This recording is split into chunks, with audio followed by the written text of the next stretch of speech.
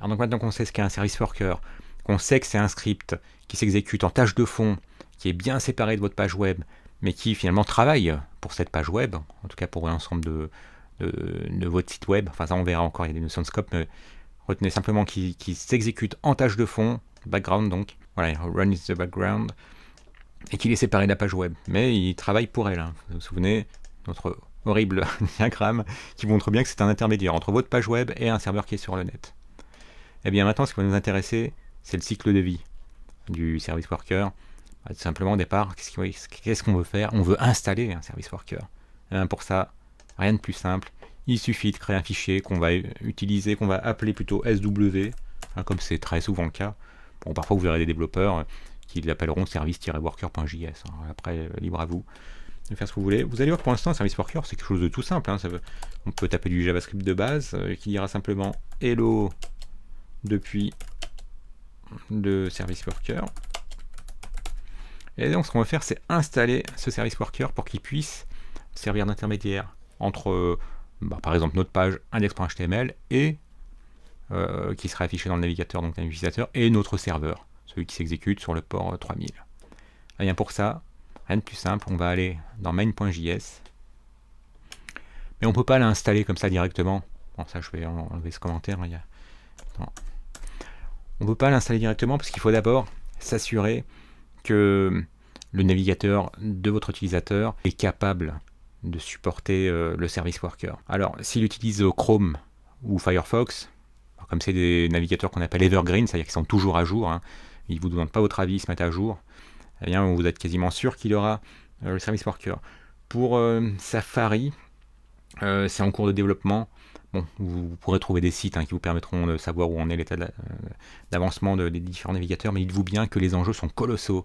C'est quand même un atout énorme pour un site d'être capable de faire revenir finalement des utilisateurs, comme je disais, via des push notifications, ou de permettre d'accéder à du contenu hors ligne grâce à la mise en cache. Donc dites-vous bien que tous les autres éditeurs de navigateurs sont en train de travailler pour supporter les service workers. Mais pour l'instant, ils n'y arrivent pas tous.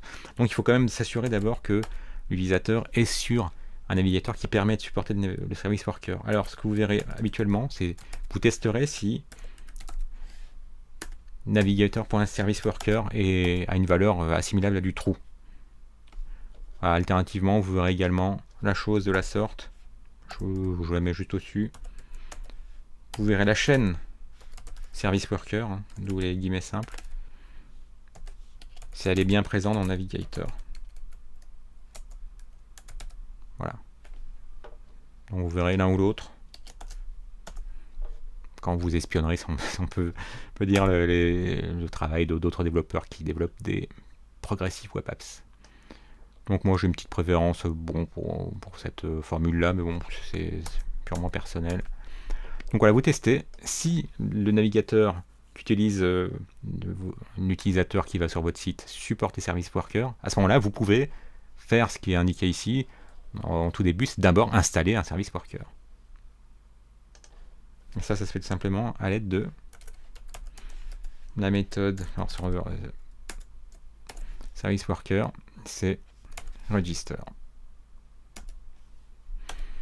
Donc là, vous indiquez que vous voulez enregistrer un service worker. Alors là, ça vous indique, IntelliSense dans Visual Studio Code, qu'il attend quoi? Il attend une URL, un script URL, une string qui indique où se trouve le service worker. Bah nous, comme ici on est dans main.js et que notre fichier service worker sw.js se trouve au même niveau, pas pour nous, il suffit d'indiquer sw.js. Voilà.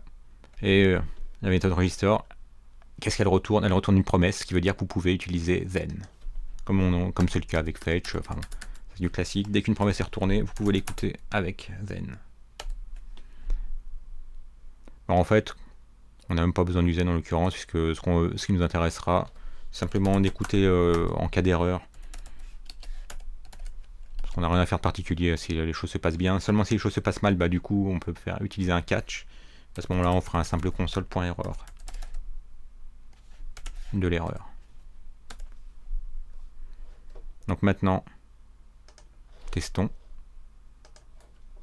Et donc ce qu'on va faire maintenant, on va dans les outils de développement, on y est déjà, j'ai appuyé sur F12, pour y aller. Sinon, ce sera via outils de développement, plus d'outils, outils de développement. Voilà, contrôle majuscule I, c'est sous Chrome, sous Windows. Je vous conseille vraiment Chrome parce que Chrome a des outils de développement très avancés, très complets pour tout ce qui est développement de Progressive Web Apps. Et à partir de là, vous irez sur l'onglet Application, puis sur Service Worker. Et là, nous voyons que le 2/11 à 20h, il y a cette source, hein, un Service Worker qui est bien maintenant, qui est présent. Et ce qui m'étonne, c'est qu'on ne voit pas, en revanche, le contenu du Service Worker qui aurait dû s'afficher depuis console.log, hello, depuis le Service Worker. Alors ce qu'on va faire, alors je vais faire un register, et donc en rafraîchissant, voilà, on le voit arriver, il a été activé, et il est en train de s'exécuter. Et maintenant, voilà, hello depuis le Service Worker. Hein. J'avais cliqué sur Unregister précédemment, parce que je pense que la caméra n'était pas encore lancée au moment où j'ai cliqué. Vous n'avez peut-être pas dû voir ce clic. Je fais ça tout à l'heure. J'ai fait Unregister, bon, je peux le refaire. Register, je rafraîchis, voilà. Et bien là, ça nous enregistre un Service Worker. Et on voit bien qu'on a hello depuis main. Bon, live reload enabled, ça c'est propre à notre serveur qu'on utilise pour pouvoir accéder à ces pages web depuis une URL et pas depuis file //. Hello depuis le Service Worker, eh bien c'est bien ce qui est présent dans notre Service Worker, ce qui prouve bien qu'il a été exécuté, le contenu du fichier sw.js a été exécuté. Et donc on voit maintenant quand on est dans Application et qu'on va dans Service Worker qu'on a bien un Service Worker. Vous voyez son statut avec le numéro 2663. Bon, ce chiffre est sans doute assez élevé parce que j'ai dû travailler en préparant ce cours sur le même port. Parce que je me souviens qu'au départ j'avais un chiffre beaucoup plus bas. Bon, c'est pas grave. Donc vous inquiétez pas si vous voyez un nombre plus petit. Alors, ce qui veut dire que maintenant vous avez votre premier Service Worker installé. C'est-à-dire qu'en gros vous avez quelque chose qui est capable de se poser en intermédiaire entre le navigateur de votre client et un serveur, le serveur web sur lequel se trouve votre site, sur lequel le client, depuis son navigateur, fera des requêtes HTTP qui seront interceptées, vous vous souvenez ici, par le Service Worker. Donc, grâce au Service Worker maintenant qui a été enregistré, ce Service Worker est là entre le navigateur et le serveur. Ce qui veut dire qu'il va pouvoir commencer à servir d'intermédiaire dès la prochaine vidéo.